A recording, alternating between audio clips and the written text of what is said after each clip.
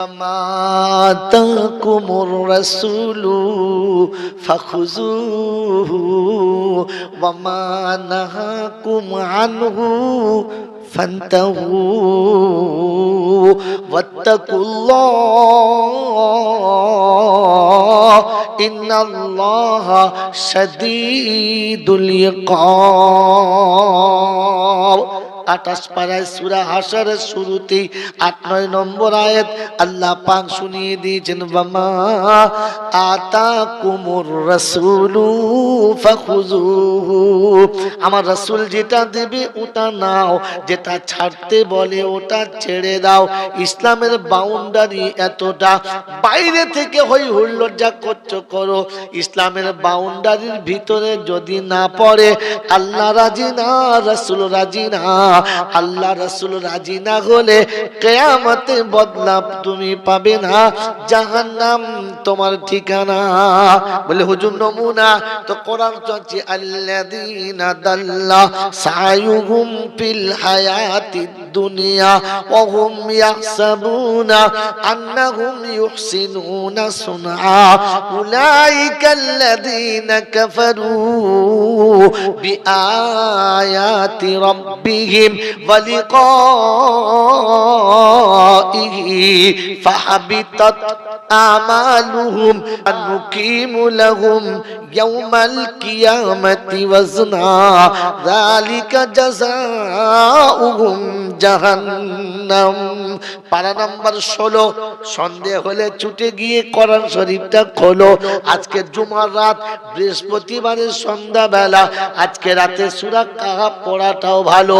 তো আজকে পড়তে গিয়ে দেখে নিও 103, 4, 5 নম্বর আয়াতে আল্লাহ পাক শুনিয়ে দিয়েছে, আল্লাযীনা দাল্লা সায়ুহুম ফিল হায়াতিদ দুনিয়া ওয়া হুম ইয়াহসাবুনা আন্নাহুম ইউহসিনুনা সুনআ। তাদের মনে মনে ধারণা ছিল, মনে মনে কল্পনা ছিল, অনেক ভালো ভালো কাজ করেছি, অনেক দামি দামি কাজ করেছি, সারা দুনিয়ার লোকেরা বলেছে ভালো, পাড়ার লোকেরা বলেছে ভালো, বুড়ো বুড়ি সবাই বলেছে ভালো, সবার পছন্দ যখন ছিল আল্লাহরও পছন্দ ছিল, এইরকম তাদের ধারণা ছিল। কিন্তু আল্লাহ পছন্দ করবে কিনা, নবী পছন্দ করবে কিনা, এ তাহকিক তাদের কাছে ছিল না। ফাহাবিতাত আমালুহুম ফালা নুকিমু লাহুম ইয়াউমাল কিয়ামাতি ওয়াজনা। আমি আমলগুলো পচিয়ে দেব, কিয়ামতে ওজন করে দেখব না। সেদিন জাহান্নাম তাদের ঠিকানা, কেউ বাঁচাতে পারবে না। আমার বাপজিরা, আমার সোনার চাঁদ বন্ধুরা, আমার সোনামণি মায়েরা বোনেরা, সেদিন আল্লাহ যখন জাহান্নামের দিকে ঠেলে পাঠাবে তো জাহান্নামের দরবার জিজ্ঞাসা করবে, আলাম ইয়াতিকুম রুসুলুম মিনকুম ইয়াতলুনা আলাইকুম আয়াতি রাব্বিকুম ওয়া ইউনদিরুনাকুম লিকা ইয়াউমিকুম হাযা।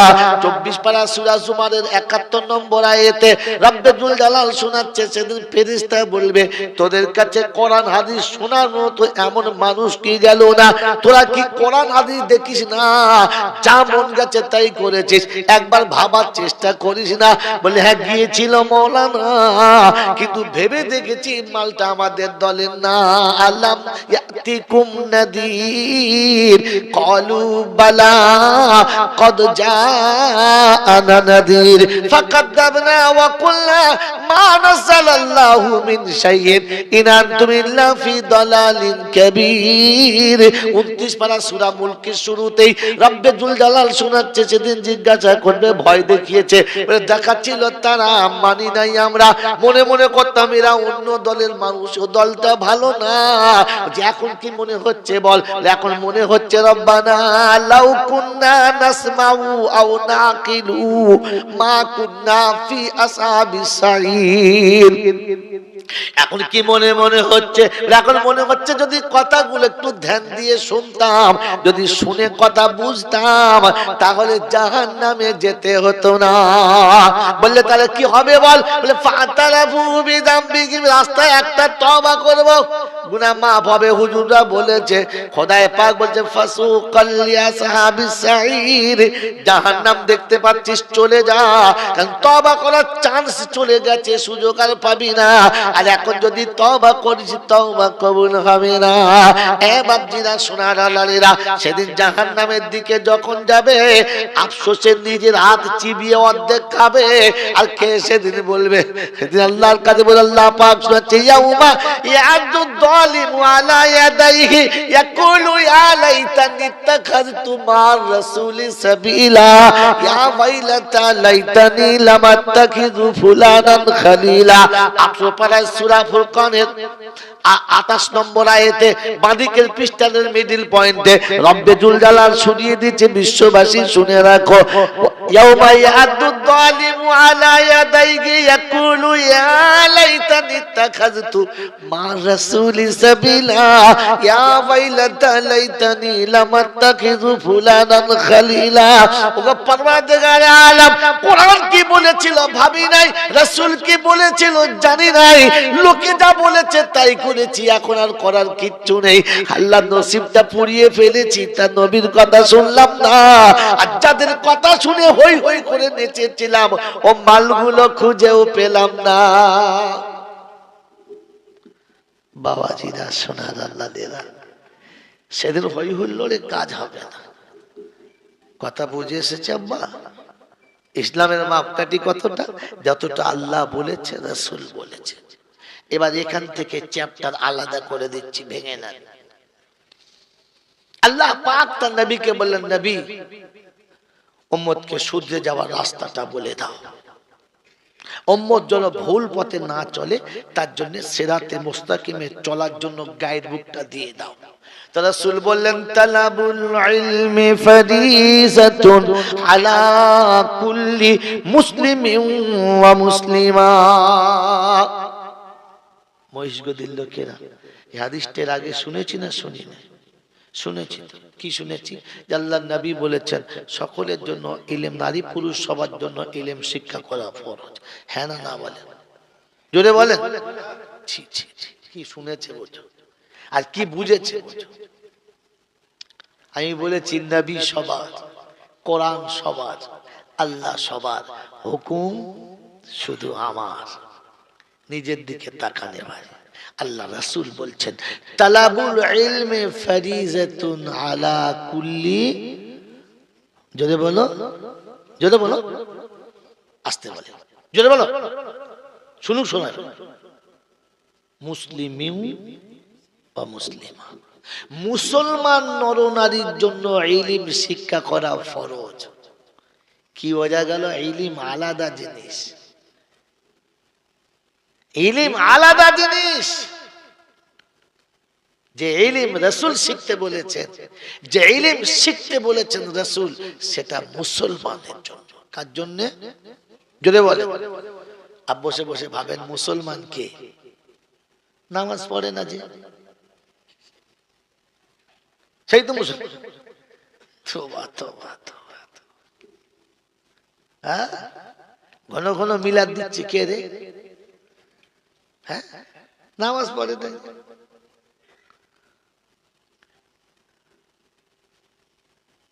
হায় হায় হায়, আল্লাহ পাক নবী শোনাচ্ছেন মুসলমানের জন্য ইলম শিক্ষা করা ফরজ। কারণ মুসলমান হয়ে বাঁচতে গেলে ইলম ছাড়া বাঁচতে পারে না, শয়তান তাকে ফাঁসিয়ে দেবে।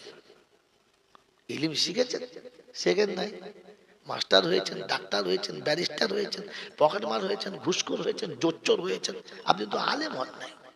ইলম আলাদা জিনিস।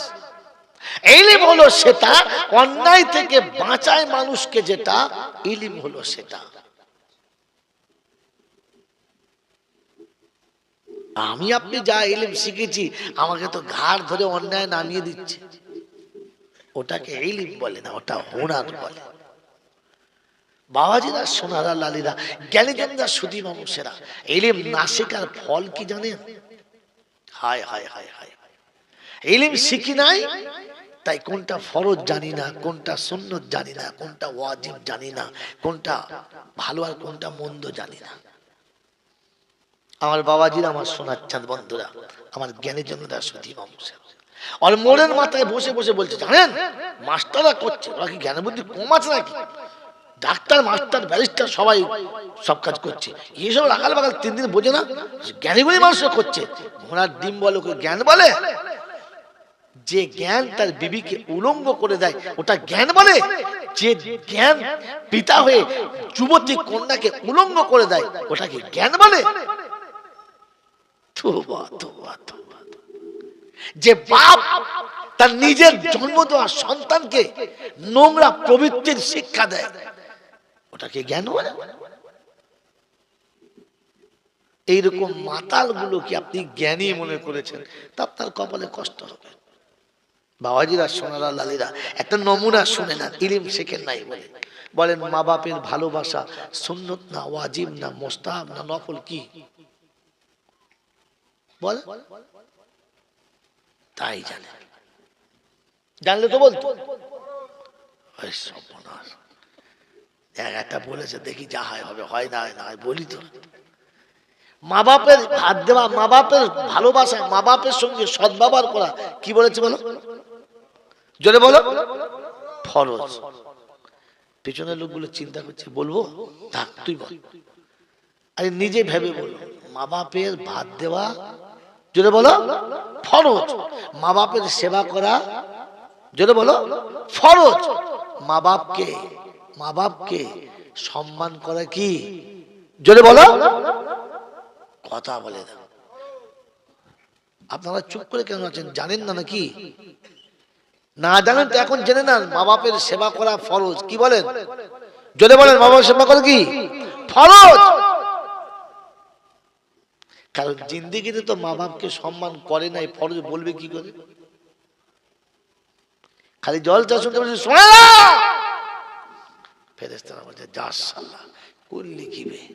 হ্যাঁ, এটা বাংলা বলে নি প্রথম, তারপরে এটা বলি। আপনাদের এখানে পঞ্চায়েত আছে? হ্যাঁ না না, পঞ্চায়েতে ঘোষণা হলো, দেখেছো সবাই বলছে আছে, তার মানে মাল জানে। ফরজটা জানে না তাই বলে নাই, ওর দোষ নেই, আমি রাগ করি নেই। তো পঞ্চায়েতে কালকে ঘোষণা হলো, কিংবা একটা প্যাড ছাপিয়ে সব জায়গায় পোস্টার দিয়ে দিলে যে আমার পঞ্চায়েতের অধীনে যারা বাস করছে ওরা যদি 500 করে টাকা পঞ্চায়েত অফিসে জমা দেয়, তাদের কন্যার বিয়ের সময় সরকার 1 লক্ষ টাকা দেবে। এখন এই পোস্টারটা পাওয়ার পরে পাড়ার সবাই জমা দিয়েছে। 5,000 টাকা, 5,000 টাকা জমা দিলে কত দেবে সরকার? 1 লাখ টাকা। এখন যার মেয়ে নাই সেও দিয়েছে, যার মেয়ে আছে সেও দিয়েছে। টাকা সবাই পাবে না পাবে না? কে পাবে?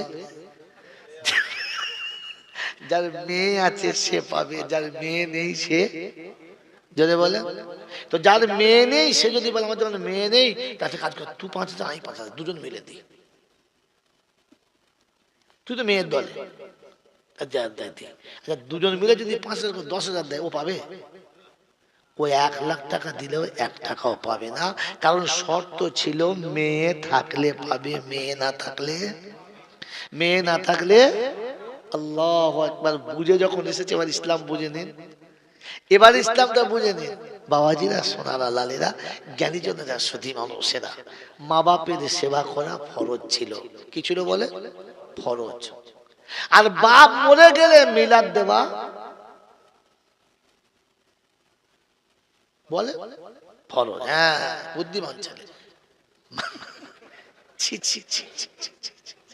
বলে বাপ বেঁচে থাকতে বাপকে সেবা করা ফরজ, মরে যাবার পর মিলাদ করা কিচ্ছু না। এটা হলো ভালোবাসার বহিঃপ্রকাশ। আপনি বাপকে ভালোবাসতেন, তাই তার ভালোবাসার খাতিরে কিছু করলেন, পারেন করতে, নাও পারেন। আপনি বাপ মরে যাবার পরে মিলাদ না দিলে কসম খোদার করে বলছি, আপনি আমার নাম লিখে রাখুন, মরার সময় আমার নামটা লিখে নিয়ে যাবেন, যে বাপ মরার পরে, মা মরার পরে মিলাদ না দিলে ফেরেশতা জিজ্ঞাসা করবে না, আর জিজ্ঞাসা করলে বলবে শালা মৌলবীকে ধর, আমি জানি না, ও বলেছিল। আপনাকে জিজ্ঞাসা করবে না, আপনার কোনো গুনাহ হবে না, কেউ কিচ্ছু বলবে না। কিন্তু বেঁচে থাকতে বাপকে দুমুঠো ভাত না দিলে কবরে তোমার 14 গোষ্ঠীকে ধনে দেবে, কোনো শালা বাঁচাতে পারবে না। বাপ মার সেবা করা ফরজ ছিল, এই হারামখোর সব ভুলে গেল, আর মরে যাবার পরে মিলাদ করার জন্য কাঁচা মেরে তৈরি হলো। কত বড় হারামখোর ছিল এরা বলো।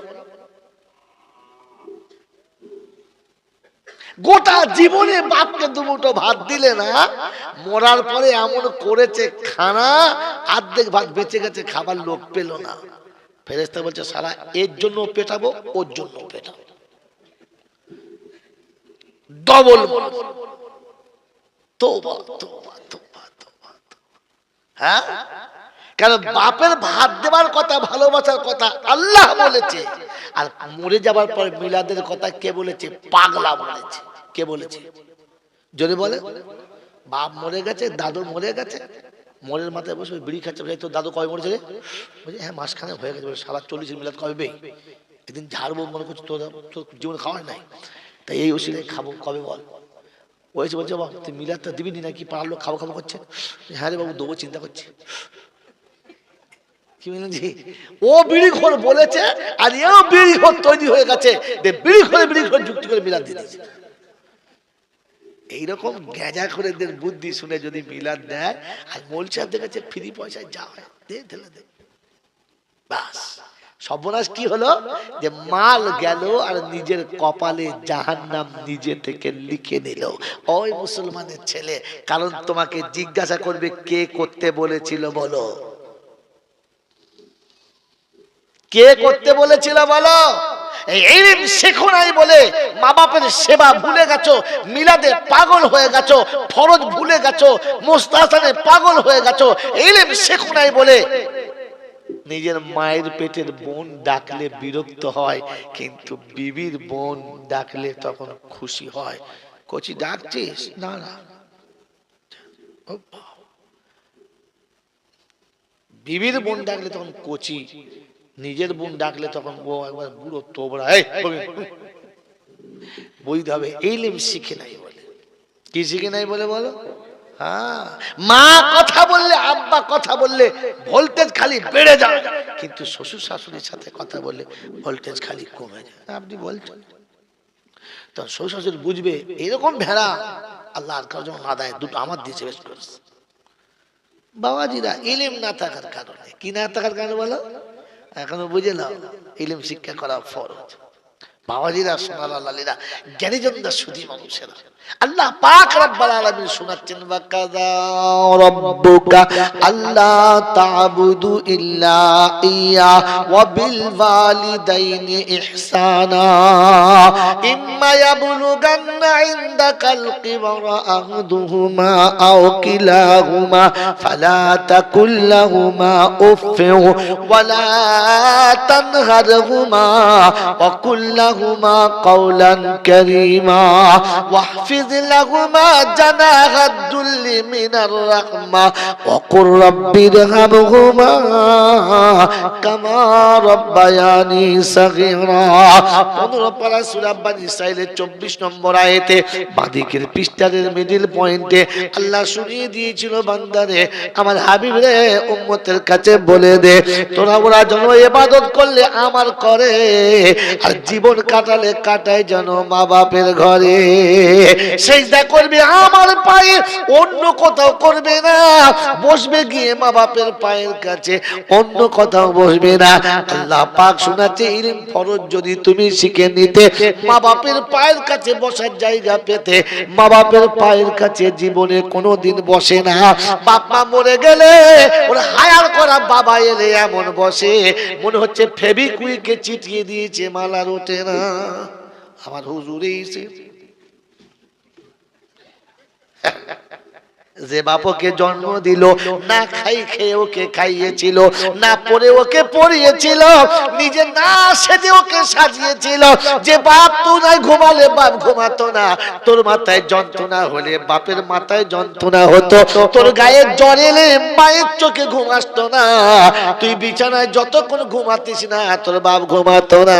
রিক্সা চালিয়ে বাড়ি ফিরে খেতে বসে খবর নিত কচি খেয়েছে কিনা, ছুটে গিয়ে দিয়ে গায়ে হাত দিয়ে দেখতো মশা মাছিতে কামড়াচ্ছে কিনা। যে বাপের কলিজাটা তোর কলিজায় ছিল, যে বাপের রক্ত তোর দেহেতে ছিল, যে বাপের রক্ত চোয়া পানি দিয়ে তোর হৃদয়টা তৈরি হলো, ওই বাপের পা কেমন জীবনে হাত দেয় না। আর মিলাদের মৌলবী এমন টেপে স্বামী স্ত্রী দুজনা, মৌলবী মনে মনে করছে এ বাড়ি ছেড়ে যাওয়া যাবে। এরা মুরিদ পেলে আর ছাড়বে? আমিও তো ছাড়বো না। না বলে কথা বোঝেন কি বোঝেন না? আমার বাবাজিরা, আমার শোনাচ্ছেন বন্ধুরা, এটাই একটাই কারণ, একটাই হলো নমুনা। ইলিম ফরজ ছিল, ইলিম তুমি শেখো না। তুমি মাতালের কাছে শুনেছো, বোকা কোরআনের কাছে শোনো না। সারা জিন্দেগিতে মা বাপকে কোলের কাছে বসিয়ে দুমুঠো খাওয়াই না, কিন্তু মিলাদের মৌলবি খাবে না। মোটা মোটা রসগোল্লা, দামি দামি মাছ, ভালো ভালো ফলের নাস্তা একসঙ্গে করাচ্ছে। হুজুর বলছে ঠান্ডা লেগেছে, কাশি হচ্ছে, খাবো না। বলছে হুজুর একটা যদি না খান আমার জানটা ভরবে না। আমি খোশ করে কলকাতা থেকে, মেচুয়া বাজার থেকে কমলা লেবু এনেছি। বলছে বাবা কাশি, বলে একটা খান। বলছে মরে যাব। বলে হুজুর খাওয়া মরার আগে খেয়ে মরেন না, খেয়ে মরেন। শালা হুজুর মরে যাবে তবু খাওয়া। আল্লাহ পাকের ফেরেশতা বলছে রব্বানা, তুমি ছাগল বানিয়ে পা দিয়েছো চারখানা, এখন দেখছি দুপে। ছাগল এত ভালো, ছাগল এত ভালো। কথা বোঝেন না? তুমি বললে বাপেরকে একটু সেবা করতে, ও বাপের সেবা করে না। আর মরে গেলে মরা বাপের জন্য মৌলবি সেবা করে। ছোট খাটো ছাগল না, আল্লাহ ছাগল পাঠিয়েছে, এরা জান্নাতে যাবে। ছাগল কোনোদিন জান্নাতে যাবে না। এ বাপজিরা, সোনারা, লালীরা, আমার জ্ঞানীজনরা, শুধু মানুষেরা, আমার সোনামণি মায়েরা, বোনেরা, আমার আল্লাহ মালা ভাইরা, কোরআন পড়া সওয়াব নাকি গুনাহ? জোরে বল। কোরআন শুনলে সওয়াব না গুনাহ? কোরআন শরীফ দেখলে গুনাহ না সওয়াব? সওয়াব। যা পড়লে সওয়াব, যা দেখলে সওয়াব, যা শুনলে সওয়াব। অনিবাত ওগো মুমিন, কোরআন পড়ো মধুর সুরে বারংবার। এই কোরআন শরীফ শোনা পড়া দেখা জ্যান্ত মানুষের কাজ না, মরা মানুষের। জোরে বলো। এটা জ্যান্ত লোকের জন্য না, মরা লোকের জন্য? কোরআন জীবিত মানুষের জন্য না, মরা মানুষের জন্য? ইলম শেখা ফরজ ছিল, এই মুসলমানের বাচ্চারা ভুলে গেল। এই জ্যান্ত মানুষের কোরআন নিয়ে মরা মানুষকে খাইয়ে দিল। গোটা জীবন কোরআন শোনায় না, মরে যাওয়ার পরে এত কোরআন শোনায়, মাইয়ে তো বুঝতে পারে না কাকে শোনাচ্ছে। হ্যাঁ না বলে? কোরআন খানি জ্যান্তর জন্য চলছে না, মাইয়াতের জন্য? জোরে বলো। জীবন ভরে কলমার তালকিন করে না, জিন্দগি ভর কলমা শেখে না, কলমা শেখায় না, জিন্দগি ভর কলমার দাওয়াত দেয় না, দাওয়াত নেয় না। মরে গেলে করে কলমা খানা। এ মাতালের জাতের বুদ্ধি কখন হবে বুঝলাম না। উনি বেঁচে থাকতে কলমা পড়াবো, কা কবরে বিপদ হবে না। আর মাইয়েতের কবরে ঢেলে দিলে মাইয়ের কলমা নিতে পারবে না, কারণ ও তো কলমা শিখেই গেল না। যার নামে কলমা খানি করছো, খবর নিয়েছো লোকটা কলমা পড়ে মরেছে কিনা? লোকটা জিন্দেগি ভর কলমা জানতো কিনা? লোকটা কলমা শুদ্ধ ছিল কিনা খবর নিয়েছো? এখন কলমা খানি হচ্ছে, লাইন দিয়ে বসেছে। নাস্তা কি করছি রে? সুজির হালুয়া, গরু গোস, মুরগি গোস, এই কলমা চলছে, খাচ্ছে আর কলমা চলছে। আরে কলেমা তো জীবিত মানুষকে পড়তে বলেছিল। গোটা জিন্দেগিতে কলেমা শোনালে না, শুনিয়েছো? শোনায় না। কিন্তু যেদিন খাট কাঁধে করে দেবে, আশহাদু আল্লাহ, ফেরেশতা চিন্তা করছে কাকে শোনাচ্ছে। ও মাল তো প্যাকিং হয়ে গেছে। কথা বোঝেন না? আরে খাতা জমা দিয়ে যে হল থেকে বেরিয়ে গেছে, ওর কানের কাছে উত্তর বলে দিলে আর কোনো লাভ হবে? কথা বলো না কেন? হবে? ও যখন হলের ভিতরে আছে, তখন জানলা থেকে টুকটাক করে দু চারটা বলে দে, কাগজ ছুঁড়ে দে, হতে পারে। কিন্তু যখন হল থেকে খাতা জমা দিয়ে বার হয়ে গেছে, এখন বই খুলে দিলেও আর ওর কোনো লাভ হবে? তো যতক্ষণ বেঁচে ছিল তখন কলমা বলার কথা ছিল, গোটা জিন্দেগিতে কলমা তো তার কাছে শোনালি না। যেই গেছে কই আছে, বলে হ্যাঁ আছে, ফস করে বিড়ি দেহলাই বার করে দিয়েছিস, কলমা বার করেছিস। এখন মরার পরে খাতা প্যাকিং করে একবার খাটে তুলে দিয়েছে। এইবারে কলেমা কাকে বলে? আল্লাহ মাফ করুক, আমার ওস্তাদ এখনো বেঁচে আছেন, তিনি মসজিদে বসে আছি, তবে হালকা হালকা সবাই পড়ছি। আর একজন মারা গেছে, তার জামাই খাট নিয়ে আসছে, সে যা কলমা পড়ছে মনে হচ্ছে যেন মিলাদ ফেল। শাহাদু আল্লাহ ইলাহা ইল্লাল্লাহ ইল্লাল্লাহ। আমার ওস্তাদ বলছে কি ওটা? সে ওর নাম মজা। বলে হ্যাঁ মজা মেরে নিলে। শ্বশুর বইতে পারছে জামাই মজা মারছে। কলমা পড়ার এটা টাইম আছে, যখন ভাগাড়ে ওঠে নাই তখন কলমা পড়ার কথা ছিল। ও কলমা তো তখন পড়ার কথা ছিল, ও তো বেঁচে থাকতে কলমা পড়ায় নাই, পড়িয়েছে। আল্লাহ পাক আপনাকে শুনিয়েছিল, রাসূল পাক শুনিয়েছিল, তুমি কলমা পড়ো, বিবিকে কলমা পড়াও, বাচ্চাকে কলমা পড়াও, বাড়িটা কলমাওয়ালা বাড়ি বানাও। তুমি যখন মৃত্যুর শয্যায় শায়িত হবে, মুখে আর কলমা আসবে না, জবান যখন আর নড়বে না, তখন পাশে বসে বিবি বলবে মনে মনে লা ইলাহা ইল্লাল্লাহ।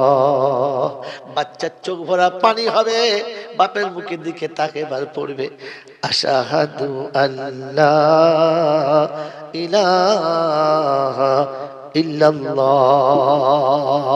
কন্যারা চারিদিকে বসে আছে, সবাই পড়বে আশহাদু আল্লা ইলাহা ইল্লাল্লাহু মুহাম্মাদুর রাসূলুল্লাহ। আল্লাহ পাকের ফেরেশতা এসে দেখবে চারিদিকে কলেমার তালকিন চলছে, কলেমার জিকির চলছে।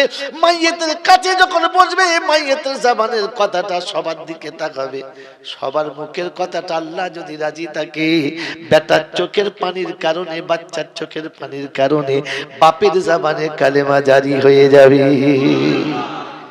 মরার সময় কলমা পড়ার লোক ছিল ছিল না, খালি বলছে মাথা চুল খুলে সরে দাঁড়া, ফেরেশতা এসেছে। আমার তো খালি মনে মনে হয় সব মশলা কোথায় পায় জানি না। বলছে বাবা চালের মাথা ছেড়ে দে বাবা, আটকে গেছে জান, ও জান চালের মাথায় লুকিয়ে আস। এইরকম বোকা থাকে, আর এ মুসলমান তাতেই বিশ্বাস করে। হায় রে হায়, এজন্য ইলম শিক্ষা করা ফরজ ছিল। কথা বলে থাকবেন চাল্লা? হ্যাঁ বাবাজিরা, আমার শোনাচ্ছেন বন্ধুরা, আমার সোনামণি মায়েরা বোনেরা, ইলম শিক্ষা করা এজন্য ফরজ ছিল। আল্লাহ পাক শোনাচ্ছেন, হাবিব বলো মুসলমানের জন্য ইলম শিক্ষা করা ফরজ। কার জন্য? জোরে বলেন কার জন্য? ওই হাবিব, আমি তোমার শানে দরুদ পড়ি, কেউ পড়ুক আর না পড়ুক আমি পড়ি, আমার ফেরেশতারা পড়ে, আর তোর উম্মত পড়বে বলছে। তা যদি পড়বে বলে দে, কি বলে দে? আল্লাহ রাসূল শানে দরুদ পড়ার জন্য আল্লাহ বলেছেন। কি বলেছেন না বলেন নাই? বলেছেন তো, কথা বলে না। সবাইকে বলেছেন, খালি মোল সাহেবকে? আল্লাহ পাক তার নবীর শানে দরুদ পড়ার জন্য সবার বলেছেন, মোল সাহেবদের সবার বলেছে। আয়াত কি ছিল? ইন্নাল্লাহা ওয়া আয়াত শুনুন ভালো করে, ইন্নাল্লাহা ওয়া মালাইকাতাহু ইউসাল্লুনা আলান নবী ইয়া আইয়ুহাল্লাযীনা আমানু সাল্লু আলাইহি ওয়া সাল্লিমু তাসলিমা। ও পৃথিবীর মানুষেরা শোনো, আমি তোমাদের সকলকে নবী দিয়েছি, কোরআন দিয়েছি, আমি আল্লাহ শুনিয়েছি, আমিও দরুদ পড়ি, ফেরেশতারা পড়ে। যদি নবীকে ভালোবেসে দরুদ পড়ো, মুসলমান তুমি দরুদ পড়ো। আমি পাক, আমার নবী পাক, জবানে উম্মতের জবান যখন পাক তখন দরুদ তার। সুদখোরকে দরুদ পড়তে বলি নাই, মদখোরকে দরুদ পড়তে বলি নাই, বেনামাজি তত্ত্ব পড়ার কথাই নাই। আমি নামাজিকে দরুদ পড়তে বলেছি, হারাম করতে পড়তে বলি নাই। এই আল্লাহ ওয়ালারা, মহিষ গদির বাবাজিরা, আল্লাহ আল্লাহ মুসলমানকে দরুদ পড়তে বলেছে। আমার বাপজিরা, আমার শোনাচ্ছেন বন্ধুরা, আমার সোনামণি মায়েরা বোনেরা, আল্লাহ পাক শোনাচ্ছেন, ইয়া আইয়ুহাল্লাযীনা আমানু, ও ঈমানদারেরা, মুসলমানেরা, আল্লাহ ওয়ালারা, আমার নবীর শানে দরুদ পড়ো। আমার বাপজিরা, আমার শোনাচ্ছেন বন্ধুরা, আমার আল্লাহ ওয়ালা ভাইরা, দরুদ মুসলমানের কাছে চেয়েছে, অন্য কারো কাছে না। এবারে আমি আপনি বসে বসে জলসা সারা জীবন শুনেছি, আজকে শুনলাম আর মিলিয়ে নিয়ে যাই। মুসলমান হলে তবে দরুদ কাজ হবে। সারা জীবন শুনেছি, একবার যদি দরুদ পড়ো বাবা, মোহাব্বতে একবার দরুদ পড়ো, 40টা ফায়দা পাবে। কটা ফায়দা পাবে? 40টা। 10টা নেকি হবে, 10টা রহমত পাবে, 10টা গুনাহ মাফ হবে, 10টা দারাজাত বুলন্দ হবে। কটা হলো? 40টা। মুসলমান হলে তবে 5000 টাকা করে জমা দিলে মেয়ের বিয়েতে 1 লাখ টাকা পাবে। মেয়ে যার নাই সেও পাবে। জোরে বলো, সে পাবে? পাবে না। মুসলমান না হলে সারা জীবন দরুদ পড়লে ঘোড়ার ডিম পাবে, কিছু পাবে না। কারণ মুসলমান দরুদ পড়লে 40টা পাবে। মুসলমান হলো সে বিয়ে বাড়ি যাবার সময় ফার্স্ট ক্লাস করে দাঁড়িয়ে চাঁচে যে 1 নম্বরের মুসলমান সে।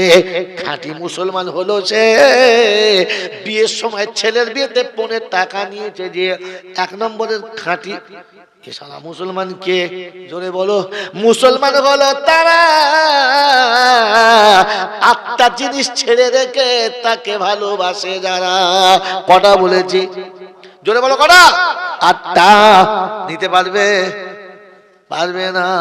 কুল ইন কানা আবাউকুম ওয়া আবনাউকুম ওয়া আজওয়াজুকুম ওয়া আশিরাতুকুম ওয়া আমওয়ালুন ইকতারাফতুমুহা ওয়া তিজারাতান তাকশাউনা কাসাদাহা ওয়া মাসাকিনু তারদাউনাহা আহাব্বা ইলাইকুম মিনাল্লাহি ওয়া রাসূলিহি ওয়া জিহাদিন ফি সাবিলিহি ফাতারাব্বাসু হাত্তা ইয়াতিয়াল্লাহু বিআমরিহি। কথা বললাম 8টা। আল্লাহ পাক শুনিয়ে দিয়েছেন, হাবিব উম্মতকে বলে দাও, ইন কানা আবাউকুম, তোমাদের বাপ দাদা 14 পুরুষ যারা আছে তাদেরকে শ্রদ্ধা করবে, সেবা করবে, মাথায় করে নিয়ে নাচবে। কখনো মা বাপকে মাথার নিচে নামাবে না। তবে ইসলাম যখন আমল করবে, ইসলাম যখন জানতে চাইবে, কোরআন হাদিসে যেন বাপ দাদার পাল্লাতে যেন পড়ো না।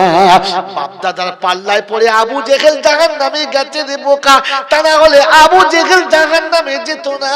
ওরে বাপ দাদা করে আবু তালেব জাহান্নামী হয়েছে বোকা, তা না হলে হতো না। ইসলাম বাপ দাদা মেনে চলার নাম না। বাপকে সম্মান করো, বাপকে শ্রদ্ধা করো, বাপকে ভালোবাসো, বুকে রাখো, বাপের কদম বুঝি করো, এতে বারণ করবো না। কিন্তু ধর্ম যখন সামনে আসবে, বাপ দাদা মানা, জোরে বলো, আরো জোরে বলো, চলবে না। তাহলে আজ থেকে মনে করো বাপ দাদা যা করেছে ওটা আর করবো না। দেখবো কোরআন হাদিসে আছে কিনা।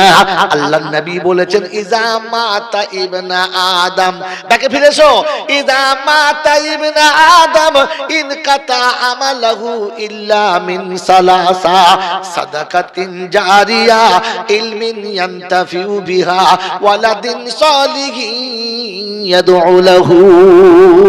এগুলো মরার পরে না মরার আগে? জোরে বলো, আরো জোরে বলো। ঘোড়ার ডিম বুঝেছো কোরআন শরীফ, কারণ তুমি তো আলেম না, হাদিস শরীফ বুঝলে না। এগুলো মরার আগে বোকা, মরার পরে না।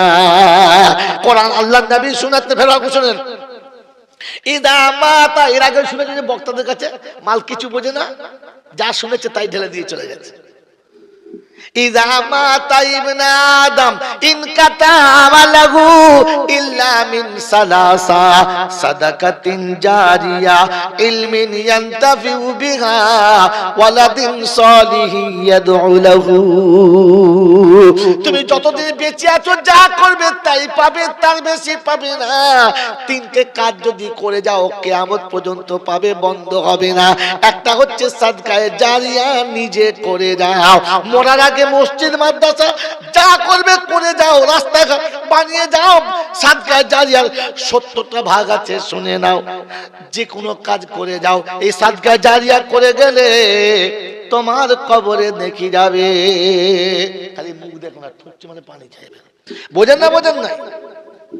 হয় বাবাজিরা, আমার সোনার চাঁদ বন্ধুরা, আমার আল্লাহওয়ালা ভাই, সাদকা জারিয়া নিজে করে যাও। কি বললেন? আর একটা কি, ভালো ইলম শিখে যাও, ভালো ইলম শিখিয়ে যাও। ভালো ইলম কোনটা?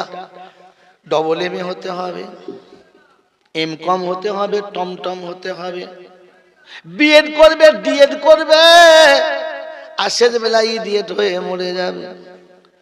আমার বাবাজিরা, আমার সোনার চাঁদ বন্ধুরা, সোনামণি মায়েরা, বোনেরা, ভালো ইলম হলো সেটা নিজের কাজে লাগে, যেটা চলে যাবার পরে কাজে লাগে, যেটা বললে হলো সেটা হলো ইলমে দিন, যে ইলম শিক্ষা করা ফরজ ছিল।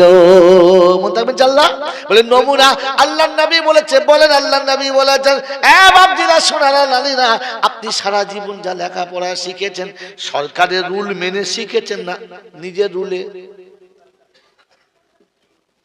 সরকারের রুল মেনে, সেই সরকারের রুল মেনে আপনি লেখাপড়া শিখেছেন, তারপরে শেখার পরও চাকরি হবে না, ফের কম্পিটিশনে আসতে হবে। হ্যাঁ না? না যদি বলেন, কম্পিটিশনে এসে যদি আপনি ফার্স্ট হতে পারেন, তলা যাবার বাঁশ লাগবে, কারণ এই খাল পেরুতে গেলে বিনা বাঁশে পেরুনো যাবে। কত বড় গোলমাল বোঝো? হ্যাঁ না?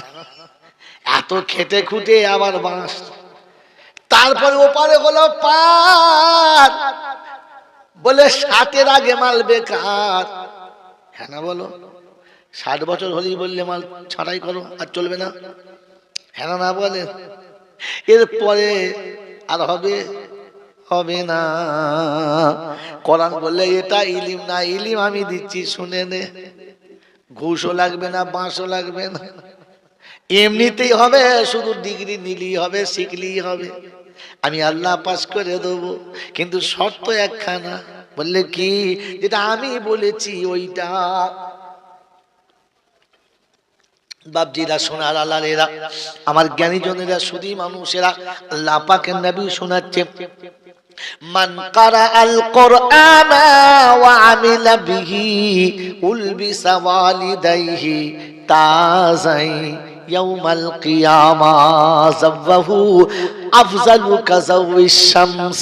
আল্লাহ পাক শোনাচ্ছেন, ও বিশ্ববাসী শোনো, যে ব্যক্তি সন্তানকে কোরআন শেখাবে, কোরআন শিখিয়ে দেবে, কোরআনওয়ালা বানিয়ে দিয়ে চলে যাবে, কাল কিয়ামতের ময়দান হবে, বাপ বেটাকে ছেড়ে পালাবে, ভাই ভাইয়ের পরিচয় থাকবে না, আত্মীয় স্বজন থাকবে না, জামাই দেখে শ্বশুর চিনতে পারবে না, স্বামী দেখে বিবি পরিচয় দিতে চাইবে না। এইরকম যখন টানা পড়ে জামানা, আমার আল্লাহ পাক শোনাচ্ছে, ওই সময় আমি জিবরাইলকে ডেকে বলবো, জিবরাইল শোনো আমার কথা খানা, কোরআন পান্নেওয়ালার আব্বা মা কোথায় আছে খুঁজে দেখো, ওরা যেন কষ্ট পায় না। আব্বাকে তুলে নাও, আম্মাকে তুলে নাও, ওদেরকে হাসরের ময়দানে তুলে সুন্দর করে গোসল করিয়ে পরিষ্কার করে নতুন জামা কাপড় পরিয়ে দাও, আর হাত ধরে নিয়ে এসে আমার মেহমান খানার প্রথম কাতারে বসা। সুবহানাল্লাহ।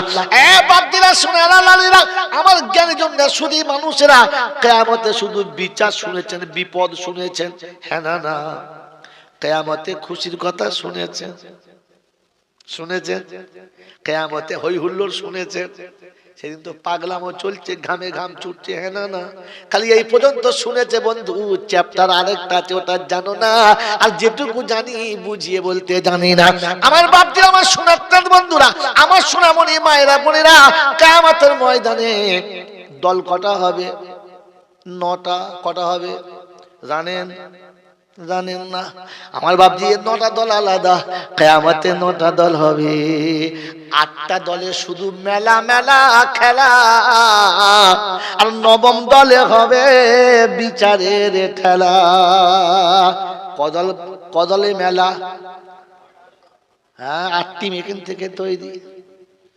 খেলা যখন হয় ওয়ান ডে কটিং, কটিং আর টিম, কিয়ামতে 8টা টিম থাকবে, শুধু খেলার খেলা। আর 8 টিমের বাইরে আছে, ওদের চলবে ঠেলা ঠেলির বিচারের পালা। জানেন জানেন জানেন না? আজকে নমুনা বলে দিচ্ছি, শুনে নেন বন্ধু। আল্লাহ পাক শুনিয়ে দিয়েছেন, লাজিল্লা ইল্লাজিল্লাহু, যেদিন কিয়ামত আসছে ছাড়া কোনো ছায়া যেদিন থাকবে না, 7 প্রকারের মানুষকে আল্লাহ ডেকে ওদের তলাতে বসাবে, যেখানে আর কেউ সুযোগ পাবে না। ওই 7 দলের সামনে এক দল হবে, যেই দলটা হবে পিতা মাতা মৌলবী আর মাওলানা, হাফেজে কোরআনের আব্বা যারা মা যারা, তারা ছাড়া কেউ না। ওই 7 দল হবে ভিআইপি মেহমান, এই 8ম দল হবে ভিভিআইপি মেহমান। আল্লাহ পাক সেদিন শোনাবে, জিবরিল আমিন ওদের আব্বা মাকে তুলে আনো, সুন্দর করে সাজাও, আর সে 8টা দলের প্রথম দলে বসিয়ে দাও। আর জান্নাতে রাখা আছে বানানো আমার নিজের হাতে টুপি, ওই জান্নাতের নূরের টুপিটা আব্বা মায়ের মাথাতে পরিয়ে দাও। হাসরবাসী অবাক হয়ে বলবে, রব্বানা এদের চিনতে পারলাম না, এরা নবী ওলি গৌস কুতুব? বললে না। বলে তবে এরা কারা? এরা হলো ইলম শিক্ষা করনেওয়ালার আব্বা মা যারা। বলে তোরা কারা? আমরা হলাম তারা। আমার ছেলেরা পেচ্ছাপ করলে গর্ত হতো, 1 ফুট দেখে যাবো আমরা, এ মাল তারা।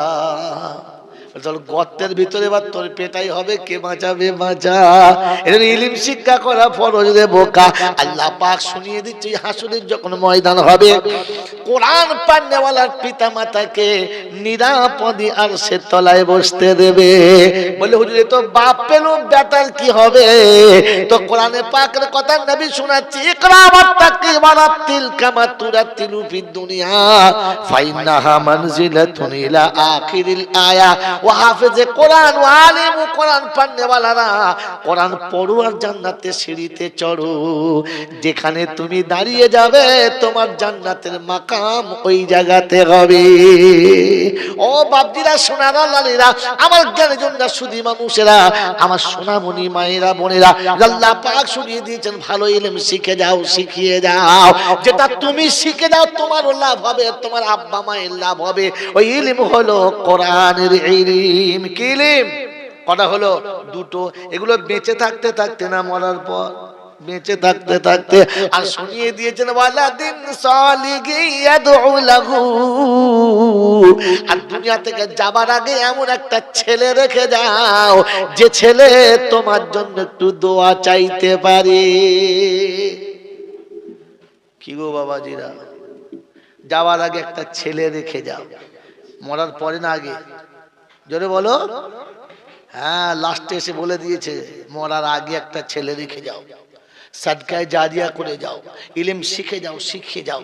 আর শেষ বেলা যাওয়ার সময় কমপক্ষে একটা ভালো ছেলে রেখে যাও, যে তোমার জন্য দোয়া করতে পারে।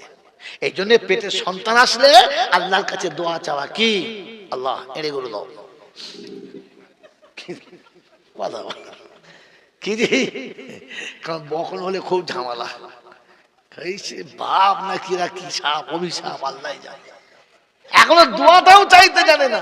আল্লাহ শোনাচ্ছে, যখন বাচ্চা পেটে আসবে কি দোয়া করবি, বাচ্চা কোলে আসলে কি দোয়া করবি, বিবি কোলে আসলে কি দোয়া করবি। আল্লাহ বলছে, আমি বলে দিচ্ছি, তুই খালি বল, আমি দেবো, তুই বল।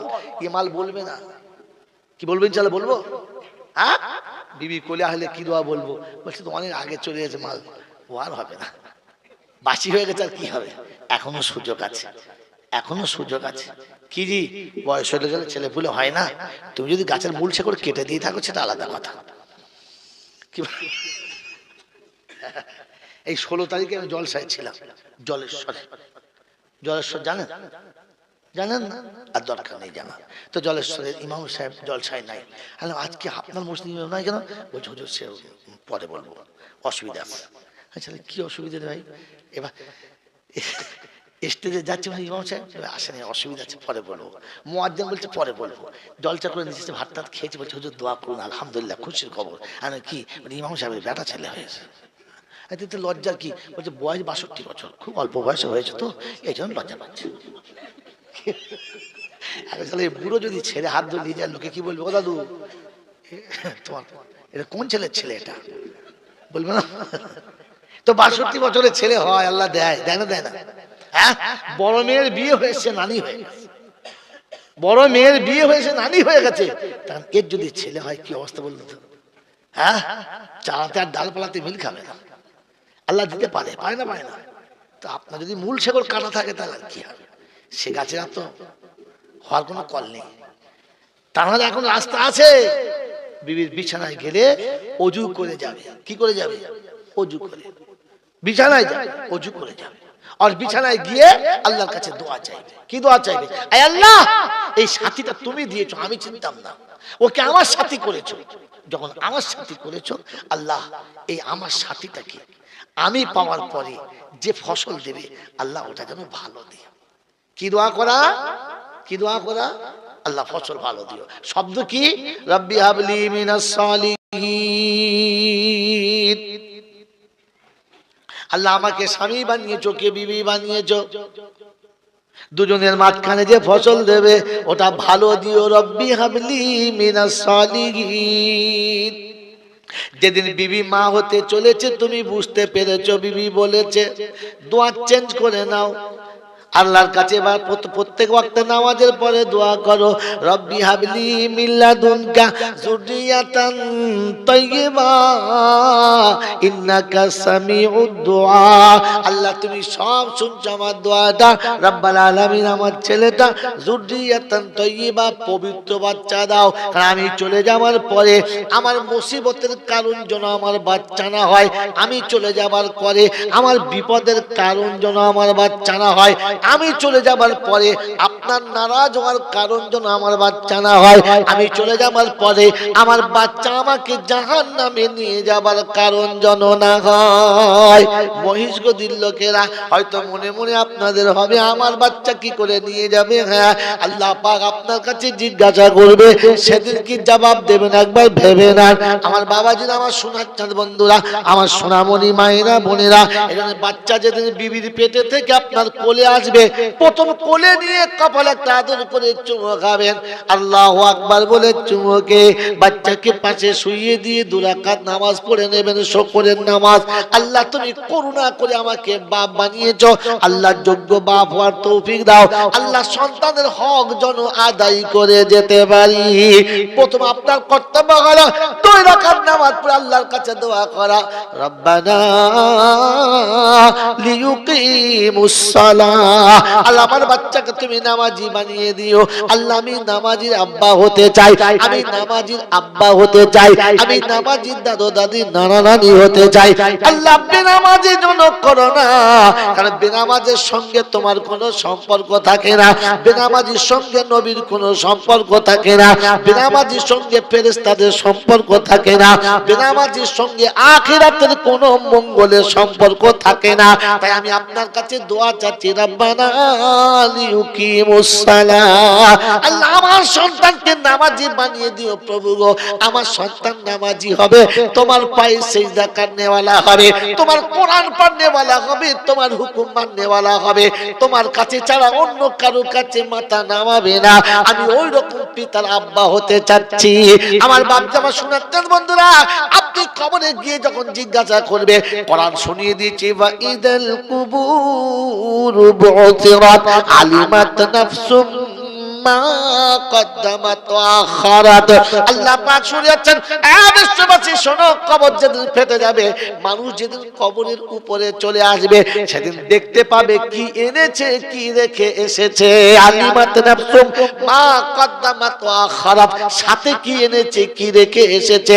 আল্লাহ জিজ্ঞাসা করবে, যাবার সময় কি দিয়েছিলাম? বললে কিছুই না। দুনিয়াতে গিয়ে কি পেয়েছিলিস? বলে আল্লাহ 40 বিঘা জমির মালিক ছিলাম, 4খানা ভেড়ি ছিল, ব্যাংকে আমার কয়েক লক্ষ টাকা ছিল, 50 ভরি সোনা ঘরে ছিল, 4খানা গাড়ি ছিল, সব দিয়েছে কে? বলে আল্লাহ তুমি। এখন তোমার কাছে পেয়েছি কি আমি? বলে আল্লাহ রাব্বুল আলামিন সব তো রেখে চলে এসেছি। কার হাতে রেখে এসেছিস? আমি আল্লাহ তোকে দিয়েছিলাম, কার কাছে রেখেছিস বল? বলে আল্লাহ আমার সন্তানের কাছে।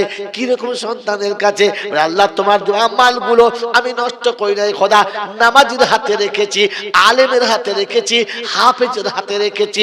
আয় আল্লাহ তোমার দিনদার বান্দার হাতে রেখে এসেছি মাবুদ গো, আমি ওটাকে নষ্ট করে আসি নাই।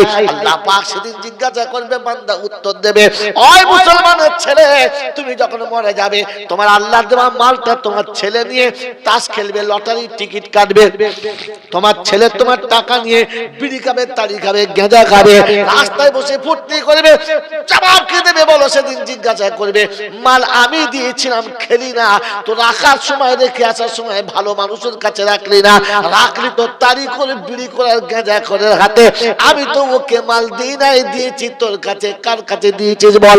সেদিন লজ্জায় মুখ দেখাতে পারবে না।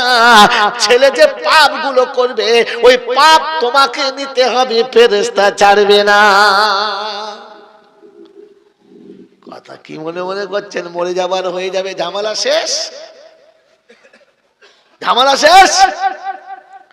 এই জন্য বাবাজিরা সোনার লালিরা, আল্লাহ পাক নবী বলেন, ইজামাত ইবনে আদম, আদমের বেটা যখন মরে যাবে, লাইন ক্লিয়ার, ইল্লা মিন সালাসা, 1 নম্বর সাদকায়ে জারিয়া। যদি বাপের জন্য কিছু করতে চাও তো সাদকায়ে জারিয়া করে দাও, সাদকায়ে জারিয়া করে দাও। আর যদি বাপকে বাঁচানোর জন্য কোরআন শরীফ পড়তে হয় তো নিজে পড়ো, তুমি নিজে পড়ো। ও বাপের জন্য জীবনে 1 পাতাও কোরআন শরীফ পড়ে নাই, খালি হায়ার করে মোলচাবে নে, পাড়া থেকে লোক এনে হু হু করে খতম করেছে। হুজুর হয়েছে বলে, হ্যাঁ খতম বলে, তার 1.5-2 খতম হয়ে গেছে। ওই যা বাপ মরে 1 খতম, আর এখন 2 খতম, মোট 3 খতম। খতম, হ্যাঁ, বাপের 1 খতম আর ওদের 2 খতম। কি বাপও খতম, আর ভেবেছে মুসলমান কি বলে, 3 খতম একসঙ্গে দোয়া করছে, খোদা 3টে খতম, আগে 1টা দিয়েছে আর এখন 2টো। ফেরেশতা চিন্তা করছে, আরে 3টে কই? আশ্চর্য। আল্লাহ পাক শোনাচ্ছেন, রাসূল পাক শোনাচ্ছেন যে কোরআন তুমি নিজে পড়ো আর নিজে যাও। ও নিজে পড়ে নাই, নিজে বলে নাই, অন্যকে দিয়ে চালিয়ে দিয়েছে। অতএব রাসূল যেটা বলেছে সেটা হলো না, আল্লাহ যেটা বলেছে সেটা হলো না, ওর পছন্দটা ও করে দিয়েছে। বলেন কিয়ামতের ময়দানে কি সওয়াব পাবে? ফাহাবিতাত আমালুহুম। আল্লাহ পাক শোনাচ্ছেন, আল্লাহ নবী শোনাচ্ছেন, ইয়াদু লাহু, সন্তান দেখে যাও দোয়া চাইবে। ও তো নিজে কোনোদিন দোয়া চায় না, শুধু লোক দেখে চল চল চল সবাই মিলে চল, বাপের কদিন গোটা পাড়ার লোকে দোয়া চাইছে। ওখানে মজা লাগে, দোয়া চাওয়ার শর্ত আছে, দোয়া চাওয়ার জন্য শর্ত আছে। একা আসবি, নিরিবিলি আসবি, একা আসবি, নিরিবিলি আসবি, কাউকে আনবি না। আমার বাবাজিরা, আমার সোনার চাঁদ বন্ধুরা, আমার সোনামণি মায়েরা, বোনেরা, আমার জ্ঞানের জন্য বুদ্ধিজীবীরা, এবারে শুনে নেন, দোয়া যদি চাইতে হয় নেক্সট সন্তানকে তো একা। কজন সাথে করে? একা। কোথায় পেলেন? রাসূলের কাছে। কোথায় পেলেন? রাসূলের কাছে। এই সিরাতুন নবীর জলসা চলছে, নবী দিবস চলছে, নবী দিবসের মাস চলছে, একটু করে শুনে নেন। আল্লাহর নবী সাল্লাল্লাহু আলাইহি ওয়াসাল্লাম একবার মক্কা থেকে মদিনায় চলে এসেছিলেন। এসেছিলেন না আসেন নাই? যদি বলেন এসেছেন আসেন নাই? ওই আসার সময় যখন মক্কা ছেড়ে চলে আসছিলেন, মক্কার বাউন্ডারি শেষ, মদিনার বাউন্ডারি শুরু, চেকপোস্ট। এই জায়গাতে এসে আল্লাহর নবী মুখটা ঘুরিয়ে মক্কার দিকে করে নিলেন। চোখ দুটো ছলছল করছিল, চোখ দুটো ছলছল করছিল, আর বলছিল, মক্কার মাটি, আমি তোকে খুব ভালোবাসি। শব্দ মনে রাখবেন, আর রাহিকুল মাখতুম কিতাবটা পড়বেন, আপনার দেখবেন আপনার হৃদয় নরম হতে বাধ্য হবে। সিরাতে নবী অনেক কিতাব আছে, তার মধ্যে এটা একটা বিশিষ্ট কিতাব বললাম, আর রাহিকুল মাখতুম, মোহরাঙ্কিত স্বর্গীয় সুধা, ওইটা উপরে লেখা আছে। আল্লাহ রাসূল মক্কার মাটিতে হাত রেখে বললেন, মক্কার মাটি, শৈশব তোর বুকে কেটেছে, কৈশোর তোর বুকে কেটেছে, যৌবনে তোর বুক থেকে চলে যেতে আমাকে বাধ্য হতে হচ্ছে। আমি মক্কা ছেড়ে যেতে চাই নাই। অনেকে বলে না, কাফেরদের অত্যাচারে রাসূল মক্কা ছেড়ে চলে গেলেন। মিথ্যা কথা, ভুল কথা, বিশ্বাস করবেন না, ঈমান নষ্ট হয়ে যাবে। আল্লাহর নবী সাল্লাল্লাহু আলাইহি ওয়াসাল্লাম যেতে চান নাই, আল্লাহ বলেছেন তাই যেতে বাধ্য হয়েছেন। যেদিন মক্কা ছেড়ে মদিনায় চলেছেন, বর্ডারে এসে মক্কার জমিনে হাত থেকে বলেছে, মক্কার মাটি রে, আমি তোকে খুব ভালোবাসি, তাই কথা দিয়ে যাচ্ছি, জীবনে কোনোদিন যদি আমার হাতে সুযোগ আসে, আবার তোর কোলে ফিরে আসবো। আমি তোকে ভুলি নাই, তোকে আমি ভুলবো না। আল্লাহর নবী যখন মদিনার দিকে চলেছেন, সানিয়াতুল বেদায়া জায়গাটার নাম। এখন মদিনা থেকে কেউ মক্কা এলে যে জায়গায় এসে গোসল করে, যে জায়গায় এসে মসজিদে গোসল করে এহরাম পরে আসতে হয়, একে সানিয়াতুল বেদায়া বলে। এই জায়গাতে যখন আল্লাহর নবী এলেন, মক্কার কচি কচি বাচ্চাগুলো আল্লাহ রাসূলকে দেখতে পাচ্ছেন, চারিদিকে একটা ধোঁয়ার মতো কি যেন ঘুরে বেড়াচ্ছে, আর তার ভিতর থেকে মাঝে মাঝে পূর্ণিমার চাঁদের মতো একটা আলোর ছটা ভেসে উঠছে, আর তার ভিতরে একজনের চেহারা দেখতে পাওয়া যাচ্ছে, ওটাই হচ্ছে মুহাম্মাদুর রাসূলুল্লাহ সাল্লাল্লাহু আলাইহি ওয়াসাল্লাম। মক্কা মদিনার ছোট ছোট বাচ্চারা ওই সময়তে অপেক্ষায় ছিল, খবর পেয়ে রাসূল আসছে, তাই যে যেখানে ছিল, পাথরের উপরে, পাহাড়ের উপরে, উঁচু গাছের ডালের উপরে, ওখান থেকেই জাম দিয়েছে আর ছুটতে ছুটতে আসছে, প্রথম কে গিয়ে নবীর সঙ্গে দেখা করবে। আল্লাহ রাসূলের কাছে এসে চেহারা দেখে বাচ্চারা অবাক হয়ে গেছে, আর চারিদিকে গোল করে দাঁড়িয়ে গিয়ে আমার রাসূলকে সেদিন অভ্যর্থনা জানিয়েছে আর শুনিয়েছেন, তালাল বদরু আলাইনা মিন সানিয়াতিল বিদাই ওয়াজাবা শুকরু আলাইনা মা দালিল্লাহ দাই। মদিনার ছোট্ট ছোট্ট বাচ্চারা চারিদিকে গোল করে দাঁড়িয়েছে আর বলেছে, মনে হচ্ছে যেন পূর্ণিমার চাঁদ দেখতে পাচ্ছি, মনে হচ্ছে আমাদের সামনে দিনের বেলা যেন 15 তারিখে চাঁদ উদিত হয়েছে। জায়গাটার নাম হলো সানিয়াতুল বেদায়া।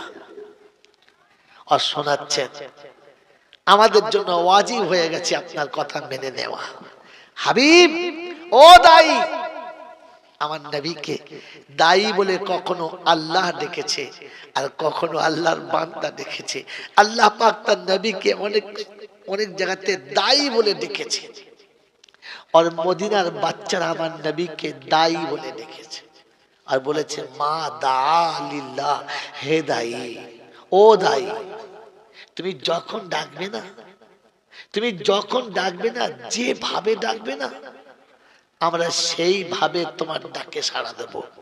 আল্লাহ রাসূল মদিনার ছোট্ট ছোট্ট বাচ্চাদের এই করুণ শব্দ শুনে হৃদয় শীতল হয়ে গেছে, আর উটের পিঠ থেকে টুক করে নেমে গিয়ে মদিনার কচি কচি বাচ্চাগুলোর মাথায় হাত রেখেছে আর বলেছে, ও মদিনার বাচ্চারা, এরকম কথা দিলে, এরকম কথা দিলে তোমরা?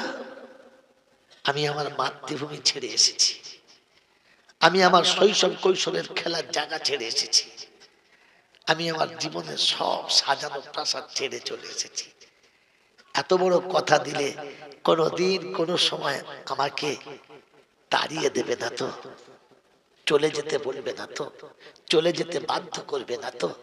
সেদিন মদিনার ছোট্ট ছোট্ট বাচ্চারা শুনিয়েছেন আল্লাহর হাবিব, এই দেহে যতক্ষণ এক টুকরো গোশত থাকবে আর শিরা উপশিরায় এক বিন্দু রক্ত থাকবে, ততক্ষণ আমরা আপনার সাথে থাকবো, হাসতে হাসতে জান দেব, তবু আপনাকে মদিনা ছেড়ে আর কোনোদিন যেতে দেব না।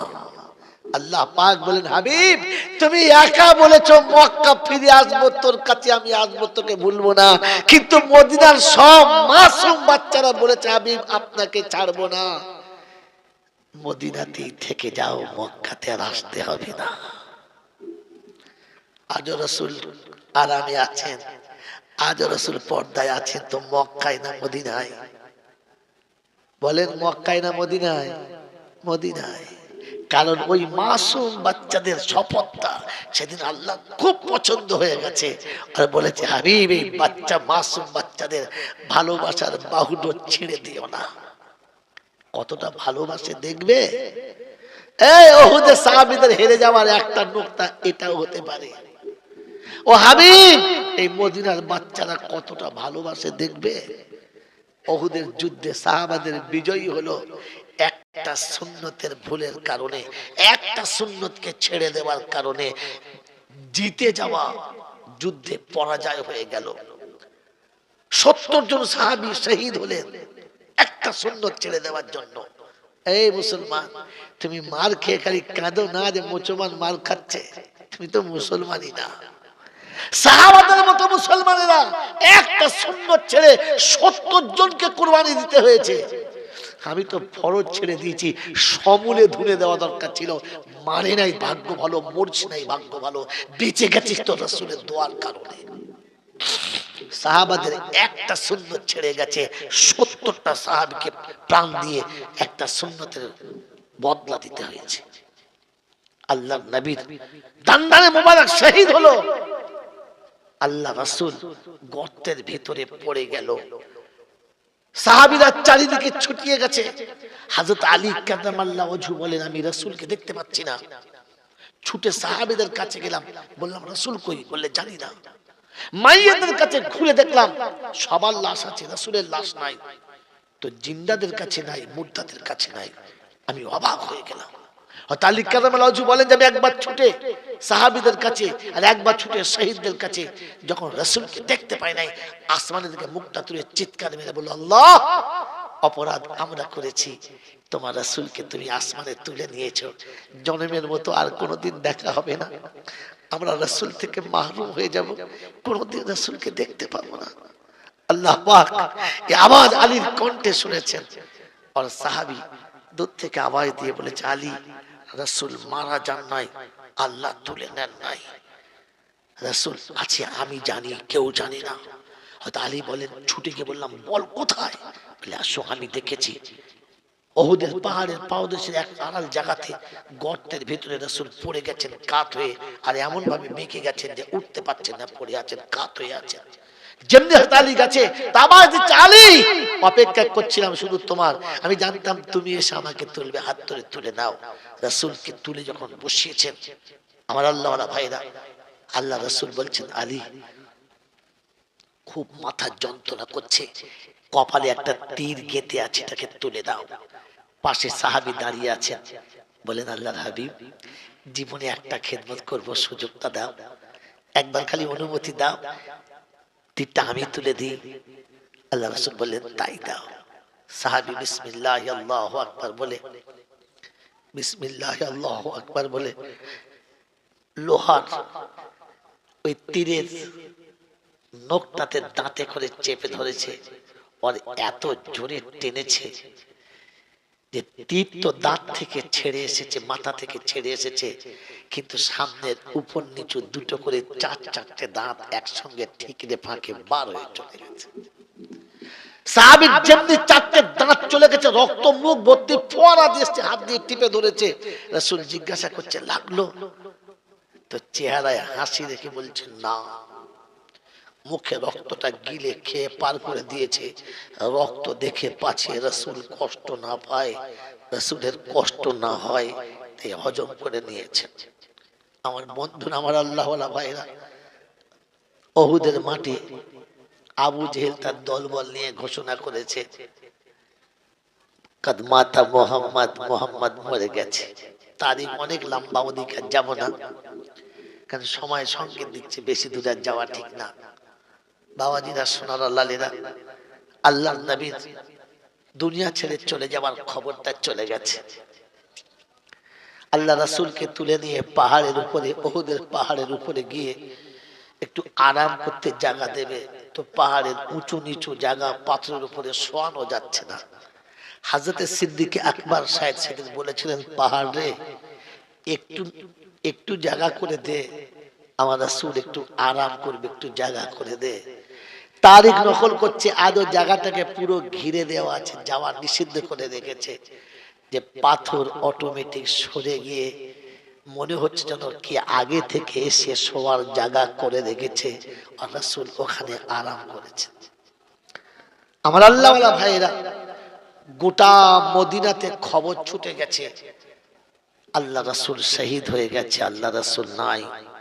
মদিনার প্রতিটি বাচ্চা যে যেখানে ছিল ওখানেই বসে গেছে, স্তব্ধ হয়ে গেছে, নড়েও না, জায়গা ছাড়েও না। আল্লাহ রাসূলকে ফিরিয়ে নিয়ে আসা হলো। আল্লাহ রাসূল মদিনায় এলেন।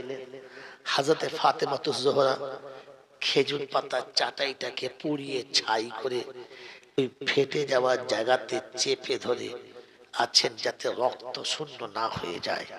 চোখের পানি পড়ছে আর বলছে, আব্বা, একবার আপনি ওদের জন্য বদদুয়া করতে পারেন না, যারা আপনার কপালে এমনি করে তীরটা মেরেছে, আল্লাহ ওদেরকে তুমি শেষ করে দিতে পারো না? আল্লাহ রাসূল মুখে হাতটা রেখে বলেছেন, বেটি বলিস না, আমার উম্মতের জন্য তুই বদদুয়া করিস না, কারণ এখন তোর বদদুয়াটা আল্লাহ কবুল করে নেবে, বলিস না, বলিস না। এই সময় তারিখের একটা জায়গাতে আছে, যদিও কথাটা বাঞ্ছনীয় না। আল্লাহ রাসূলের বেটি ফাতেমা সেদিন বলেছিলেন, তুমি তো আমাকে বলছো বলিস না, বাপের এতটা আঘাত লাগলে বেটির কলিজা কতটা ফাটে ওটা তোমার আল্লাহ জানে। বাপের দেহ ফেটে গেলে আর মাথা ফেটে গেলে বেটির কলিজায় কতটা আঘাত লাগে ওটা তোমার আল্লাহ জানে, কারণ তোমার আল্লাহ তো আব্বাই নাই। আর তুমি কি করে জানবে, তোমার তো বাপ নেই, তুমি কি করে জানবে যে বাপের ব্যথা লাগলে বেটি কতটা কলিজা ফাটে, ওটা তুমি জানো না, তাই তুমি বলেছো চুপ কর, বদদুয়া করিস না। আল্লাহ রাসূল বলেছে, মা ছেড়ে দে, ছেড়ে দে, আমাকে একটু আরাম করার জন্য জায়গা দাও, আমি একটু ঘুমাবো। ওই সময় আবু বকর সিদ্দিক রাদিয়াল্লাহু আনহু বলেছিলেন, ইয়া রাসূলুল্লাহ, ইয়া হাবিবাল্লাহ, একটু দাঁড়ান, একটু অপেক্ষা করেন, আপনি বিছানায় যাবেন, আমরা সবাই আপনার খিদমত করব, আপনি বিছানায় যাবেন। এই বহিষ্গতির লোকেরা, আল্লাহ রাসূল বললেন, আবু বকর, অসহ্য মাথার যন্ত্রণা, আমি আরাম করি, তুমি পছন্দ করো না? আল্লাহর হাবিব, আপনার মা বাপ, আমার মা বাপ আপনার পায়ে কুরবান যাক, আমার মা বাপ আপনার পায়ে কুরবান যাক, আপনি আরাম করবেন, আমি আবু বকর বাধা হব তা না। তবে একটা কথা মনে হচ্ছে আপনি বিস্মরণ হয়ে গেছেন, আপনার স্মরণে আসছে না। বললে কি? আল্লাহর হাবিব, যেদিন আপনি মক্কা থেকে মদিনায় আসছিলেন, মাসুম বাচ্চাগুলো কথা দিয়েছিল যে আমরা আপনাকে কোনোদিন ভুলবো না, জীবনে কখনো যেতে বলবো না।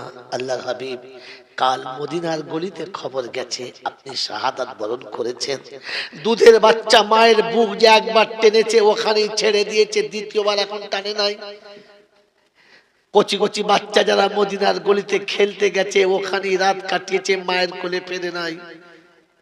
খেলার বাচ্চারা খেলার জায়গাতেই বসে আছে, মাসুম বাচ্চা মায়ের কোলেতে আছে, নড়ে নাই।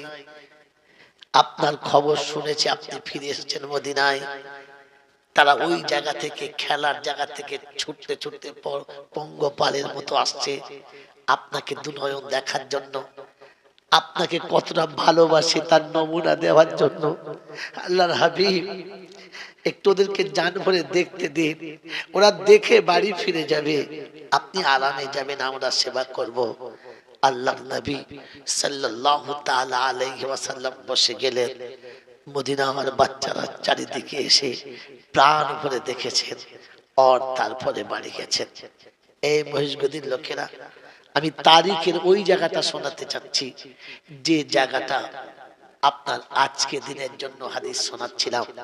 আল্লাহর নবী কথা দিয়েছিলেন মক্কা ফিরে আসব, তাই যেদিন বিদায় হজেতে মদিনা থেকে মক্কায় ফিরছেন, সেদিন মক্কা থেকে মদিনা এসেছিলেন, আজ মদিনা থেকে মক্কায় বিদায় হজে আসছেন। আল্লাহর নবী সাল্লাল্লাহু আলাইহি ওয়াসাল্লাম মাকামে হাররাতে এলেন, আর আসার পরে সাহাবীদের বললেন, তোমরা এইখানে বসো, এই জায়গা থেকে সরবে না, এখানেই বসো, কোনো আওয়াজ শুনলে এখান থেকে উঠবে না, এখানেই বসো। ওখান থেকে আল্লাহর নবী সাহাবীদের ছেড়ে টুক টুক টুক টুক করে একটু উপরের দিকে চলে গেলেন। আম্মা জান আমিনা যেখানে শুয়ে আছেন, যেখানে পর্দা নিয়েছেন, ওই কাছে গেলেন, মায়ের কবরের পাশে গেলেন, আর মায়ের কবরের পাশে গিয়ে হাঁটু গেড়ে বসে পড়লেন, ডুকরে কেঁদে ফেললেন, ডুকরে কেঁদে ফেললেন, আর মায়ের কবরের দিকে তাকিয়ে বললেন, মা লাউ কুনতি হাইয়ান, যদি তুমি আজ জীবিত থাকতে তাহলে দেখতে আমি আজ কোন হালে এসেছি তোমার কাছে। যেদিন মক্কার জমিনে তুমি আমাকে ছেড়ে দিয়ে চলে গিয়েছিলে, সামনে কেউ ছিল না, পিছনে কেউ ছিল না, উপরে আল্লাহ ছিল আর কেউ ছিল না। ওগো মা, প্রাণের দাদা চলে গেছে, চাচারাও চলে গেছে, মক্কা থেকে আমাকে নীরবে আড়ালে গোপনে মক্কা থেকে মদিনায় যেতে হয়েছে। সাথে একজন দুনিয়ার মানুষ ছিল, আর সাথে একমাত্র আল্লাহ ছিল, আর কেউ ছিল না। আজ আমি মদিনা থেকে মক্কায় যাচ্ছি, আমার সাথী, আমার সঙ্গী, আমার কাফেলা, আমার সমস্ত দলবল, আমি কি সাজিয়ার কি হালে এসেছি তুমি দেখলে না? মা, তুমি যদি দেখতে, তুমি যদি বেঁচে থাকতে তো দেখতে তোমার বাচ্চা কোন হালে আজ তোমার কাছে এসেছে। মা, আজ আমাকে মক্কা মদিনাতে না অনেক নাম ধরে ডাকে, কিন্তু আমাকে ইয়া মুহাম্মদ বলে কেউ ডাকে না। এই মহিষগদির আল্লাহ ওয়ালারা, আশিকে রাসূলুল্লাহ, আমাকে সবাই অনেক নাম ধরে ডাকে, কিন্তু নাম ধরে ডাকার যারা, তারা সব চলে গেছে। মা, তুমি আমাকে যদি ইয়া মুহাম্মদ বলে ডাকতে, আমাকে যদি ইয়া মুহাম্মদ বলে ডাকতে, আর আমি মুহাম্মাদুর রাসূলুল্লাহ যদি নামাজের সেজদাতে থাকতাম, আর নামাজটা যদি ফরজ নামাজ হতো, আমি মুহাম্মাদুর রাসূলুল্লাহ বলছি, সেজদা থেকে মাথা তুলে প্রথম তোমার ডাকে সাড়া দিতাম, প্রথম তোমার কাছে ছুটে আসতাম, প্রথম তোমার কাছে গিয়ে দাঁড়াতাম। এই মহিষগদির যুবকেরা, আল্লাহ ওয়ালারা, জ্ঞানীজনরা, বুদ্ধিজীবীরা, রাসূল শোনাচ্ছেন, মা, তুমি যদি নাম ধরে আমাকে ডাকতে, আমি সেজদা থেকে মাথা তুলে নামাজ ছেড়ে দিয়ে ছুটে তোমার কাছে যেতাম। আফসোস, সেই নবীর উম্মত আমরা, নবী দিবস দিচ্ছি, সিরাতুন নবী দিচ্ছি, বছরে বছরে জলসা দিচ্ছি, আর মা ডাকলে নীরব বসে আছি। আজও মা ডেকে সাড়া পায় না, আজও মা অপেক্ষা করে বসে থাকে, একবার এসে আমাকে মা বলে ডাকবে, আর আমি আর আপনি নিষ্ঠুর নিদারুণ হয়ে নিজের স্বার্থ বুঝে নিয়ে চলে যাই, মায়ের ডাকে সাড়া দিই না। কি করে কিয়ামতে মুখটা দেখাবে? এই শোনাচ্ছেন বন্ধুরা, আমার আল্লাহওয়ালা ভাইরা, আল্লাহ পাক শুনিয়েছিলেন, ওয়াকুর রব্বির হামহুমা কামা রব্বায়ানি সাগীরা। তাই আজকে শুনিয়ে দিয়ে চলে গেলাম, রাসূল শুনিয়ে দিয়েছেন, একা কবরের কাছে যাবি, কারণ মায়ের কাছে গিয়ে যখন বসবি, তুই তোর মনের কথা মায়ের কাছে বলবি, মায়ের কাছ থেকে যা কিছু নিবি তুই গোপনে নিবি, কাউকে ডেকে নিয়ে যাস না, ভিড় করে লোক নিয়ে যাস না, সবার সামনে তুই বলতেও পাবি না, আর বাপের কাছ থেকে সম্পূর্ণটা নিতেও পাবি না, একা যাবি। আমার আল্লাহওয়ালা ভাইয়েরা, জ্ঞানীজনরা, সুধী মানুষেরা, আমার সোনামণি মায়েরা, বোনেরা, আজকে জলসাতে এতটুকু শুনিয়ে দিয়ে চলে গেলাম। যদি আব্বা মায়ের কবর জিয়ারত করার মতো মন আপনার কাছে থাকে, আব্বা মায়ের কাছে থেকে কিছু নেওয়ার ইচ্ছা থাকে, তবে একা যাবেন আব্বা মায়ের কবরের কাছে, গিয়ে বসবেন, নিজে সেরে যাবেন, আর বলবেন, মা, তুই তো সারা জীবন আমাকে সাজিয়ে দিতিস, কিন্তু আজকে আমি কেমন সেজেছি তুই দেখতে পেলি না? তুই রেখে গিয়েছিলিস কেমন জায়গাতে, আমি কেমন জায়গায় বাস করছি তুই দেখতে পেলি না? তুই যদি আজ থাকতিস, আজ দেখতে পেতিস তোর বাচ্চারা কেমন জায়গাতে আছে, কি হালাতে আছে, কি ভাবে আছে, এটা দেখতে পেতিস। এটা মায়ের কবরের কাছে গিয়ে বলা। ওই মুসলমানের ছেলেরা সারাটা জীবন মা শুধু খালি, আব্বা শুধু খালি আমাদের কথা ভেবেছে, আর কারো কথা ভাবে নাই। তাই জীবনে যত টাকা কামিয়েছে, যত পয়সা কামিয়েছে, গাড়ি বাড়ি যত যা কিছু করেছে, জমি জায়গা অট্টালিকা যত যা কিছু করেছে, সবটুকু আমাদের হাতে দিয়ে চলে গেছে। ভালো পোশাক কখনো পরে নাই, এই মনে করে যে কিছু টাকা বাঁচলে আমি মোটামুটি পোশাক পরি, যে টাকাটা বাঁচবে ওটা আমার বাচ্চাদের কাজে লাগবে। ভালো খাবার খেতে গিয়ে মোটামুটি খাবার খেয়েছে এই ভেবে যে বাচ্চাদের জন্য বাকি টাকাটা বাঁচবে। ভালো ঘর বাড়ি করে নেই এই জন্যে যে টাকাগুলো থাক, আমার বাচ্চাদের ভালো বাড়ি করে দেবো, ভালো গাড়ি করে দেবো। জীবনে যতটুকু কামিয়েছে সবটুকু শুধু সন্তানের ভালোর জন্য রেখে দিয়ে চলে গেছে, নিজে খালি হাতে চলে গেছে, কিচ্ছু নিয়ে গেল না। আমি আপনি সেই বাপের সন্তান যে বাপের সব নিয়েছি। একবার কখনো মনে পড়েছে, একবার কখনো মনে পড়েছে যে বাপ তুমি তো সব দিয়ে গেলে, আমি তোমাকে কিচ্ছু দিতে পারি না, কমপক্ষে একটা করে টাকা সকালবেলা মসজিদে কিংবা মাদ্রাসায় কিংবা কোনো এতিমের হাতে রোজানা দিতে পারি? যে আব্বা তুমি আমাকে লক্ষ লক্ষ টাকা দিয়ে গেছো, কিন্তু আমি অতটা পারলাম না, একটা টাকা তোমার জন্য দিলাম, রোজানা একটা করে টাকা আজও দিতে পারি না। আমার আল্লাহওয়ালা ভাইরা, একটা টাকা তো দূরের কথা, যে বাপ শয়নে স্বপ্নে আমাকে কখনো ভোলে নাই, যে মা শয়নে স্বপ্নে আমাকে কখনো ভোলে নাই, আমাকে কোলের কাছে না নিলে যে বাপ শান্তি পেত না, আমি রাতের অন্ধকারে বাড়ি না ফিরলে যে মা বিছানায় শুয়ে ভালো করে ঘুমাতো না, শুধু খালি একবার উঠতো আর একবার বসতো, বিবি ঘুমিয়ে গেছে, বাচ্চা ঘুমিয়ে গেছে, সব সাথীরা ঘুমিয়ে গেছে, মা চুপচাপ বসে আছে, কখন আমার বাচ্চা আসবে আর এসে আমাকে ডাকবে, আর আমার বাচ্চা দরজার কাছে দাঁড়িয়ে ডেকে কষ্ট পাবে, তাই মা অপেক্ষা করে আছে। এক ডাকে সাড়া দিয়েছে, দরজা খুলে দিয়েছে। আমার আল্লাহওয়ালা ভাইয়েরা, জ্ঞানীজনরা, সুধী মানুষরা, আমার সোনামণি মায়েরা বোনেরা, সেই আব্বার জন্য, সেই আব্বার জন্য কমপক্ষে 5 ওয়াক্ত নামাজের পরে একবার এতটুকু বলার মতো আমার কাছে সময় হয়েছে, রব্বির কামা রব্বায়ানি সাগীরা, এতটুকু বলার সুযোগ আছে? এতটুকু হলো না। কবে বছরে একবার মিলাদ হবে, কবে পাড়ায় জলসা হবে, কবে হুজুর এসে দোয়া করবে আর তিনি বলবেন রব্বির হামহুমা কামা রব্বায়ানি সাগীরা। আমার মন গেলে আমিন বলবো, আর মন না গেলে আমিন বলবো না। এটাই সন্তানের পরিচয় হলো, এটাই সন্তানের পরিচয় হলো। ওই মুসলমানের ছেলে, ওই আল্লাহওয়ালারা, জ্ঞানীজনরা, সুধী মানুষরা, তোমার আল্লাহ তোমাকে শুনিয়েছিল, তোমার ফরজ ছিল তোমার বাপের সঙ্গে মুহাব্বতের নজরে।